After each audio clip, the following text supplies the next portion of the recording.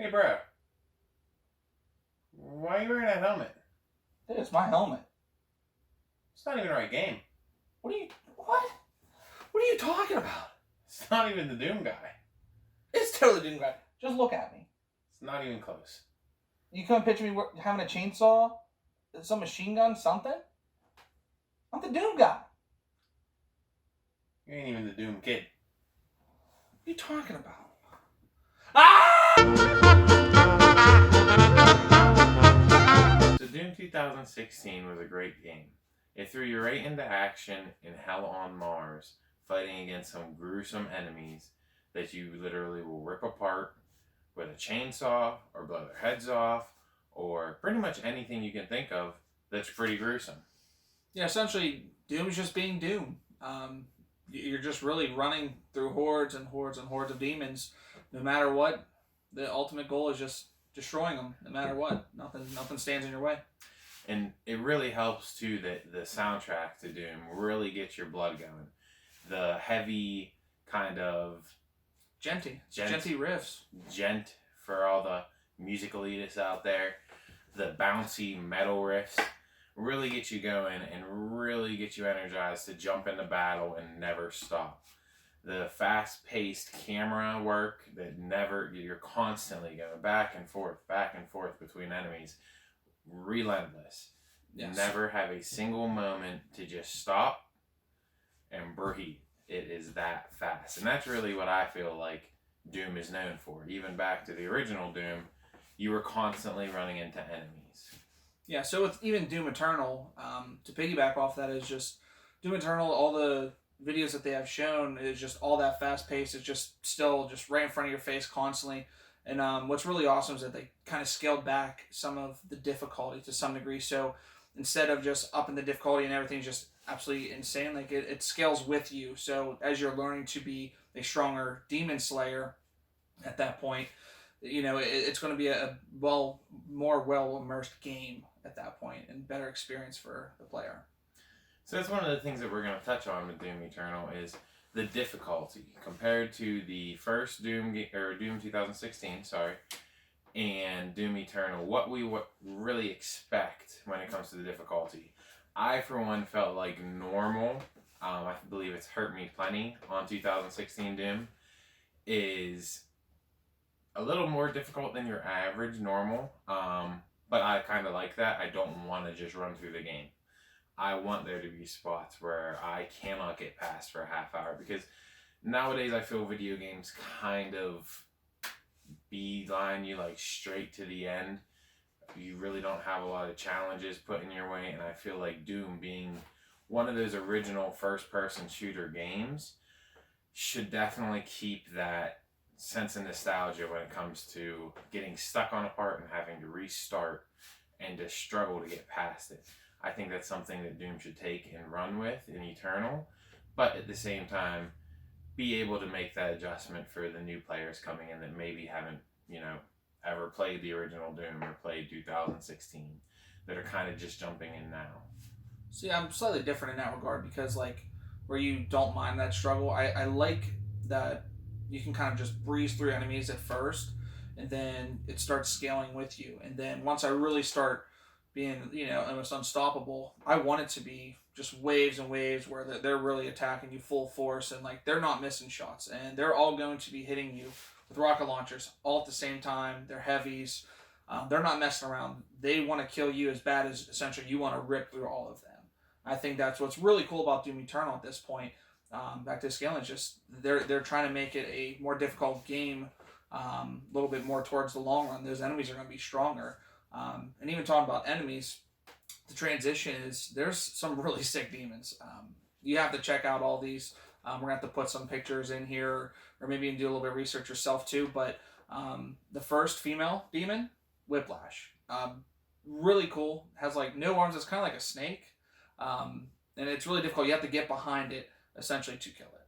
So it makes it a little bit more difficult as opposed to like your cyber demons, your traditional revenants from 2016, which I think everybody really loves those little jetpacky demons. But Likes a good old jetpack in a game. yeah, and the Marauder.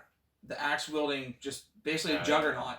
I mean, that thing looks extremely brutal, we'll say, to keep it PG. But that Marauder, like, as much as I want to battle it and kill it, I'm kind of scared of it in a way because I just don't know exactly what the weakness of that thing is. I mean, it just looks like an overall tank that you just can't beat. Yeah. But at the same time, also, like, I feel like they really do a good job in the trailer of setting yourself up for being like, yeah, this guy looks really scary, but at the same time, you are the Doomslayer. You can literally take on anything and just obliterate it, especially like with that sword. I don't remember the name of that sword, the big red sword that the. It looks sick. Oh It's my awesome. God. It's just like I feel already excited that I am just going to go into this game and just start destroying things. You'll be slicing everything in half. I think even in the video they had them where he's just like dicing them up. Yeah, Like three slices, like top, middle, bottom, gone, done. Yeah. Well, you have the flamethrower on your shoulder. I actually think there's like a rocket launcher of some sort, like or grenades. Sorry, grenades that shoot out off the other shoulder too. So I mean, you definitely are getting a lot of ways to just start destroying demons. It's definitely one of the coolest things ever. Right now, to be a Doom fan. Yeah, and that brings me back to what we were saying about the difficulty. That's the good thing, though, about the Doom game is you do have that option to, if you are the casual gamer that just wants to see all the beauty that is the game without getting stuck anywhere, you have the easy, like, kind of story-focused part of the game.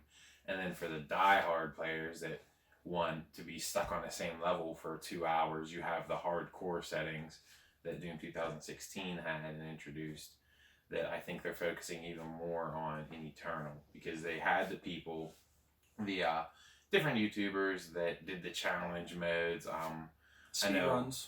Markiplier, they had him do a video because he is known to be very good at Doom, and he actually also has a video of him playing through a little bit of Eternal, and they put him on the hardest mode, and just to show how much they've evolved from the original Doom 2016 to now with the difficulty mode on there. It's just they knew that people wanted that challenge and they were going to make it as difficult as they possibly could just to make it that much more interesting and make it just kind of last longer. Now, something you mentioned was kind of story. Something that some Doom players really want is that story.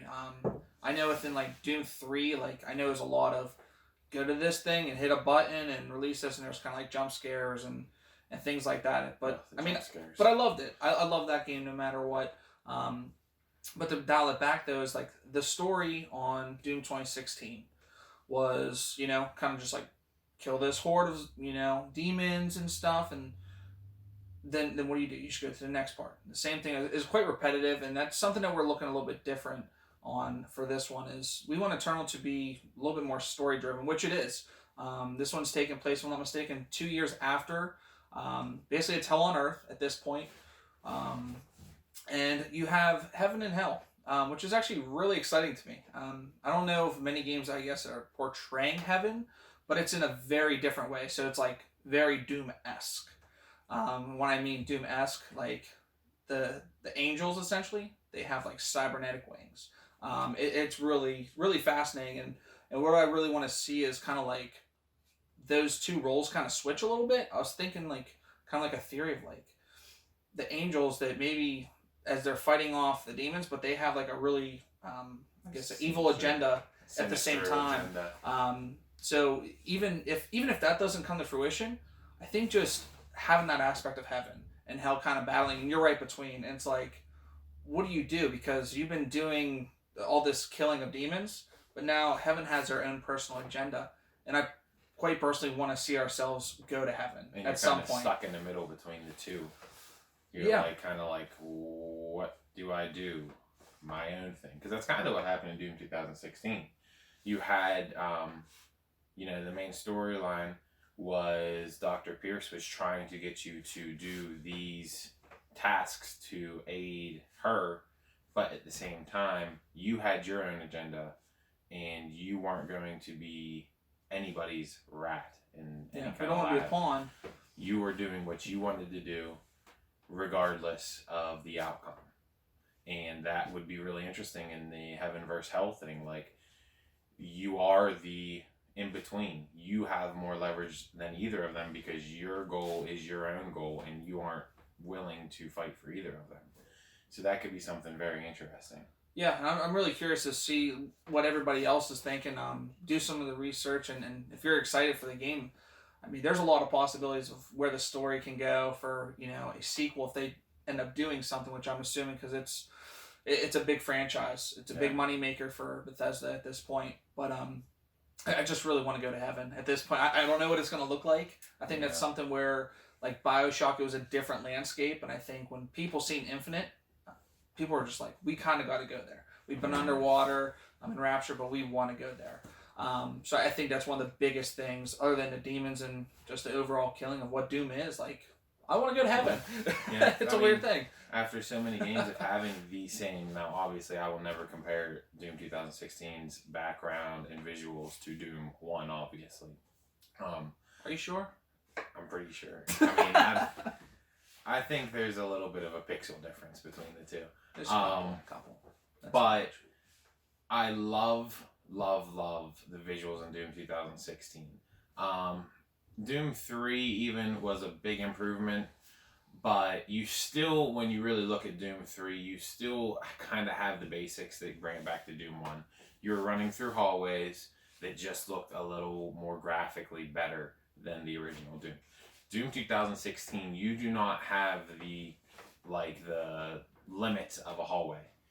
Is much more open, and that really made things a lot better. The background is a lot better.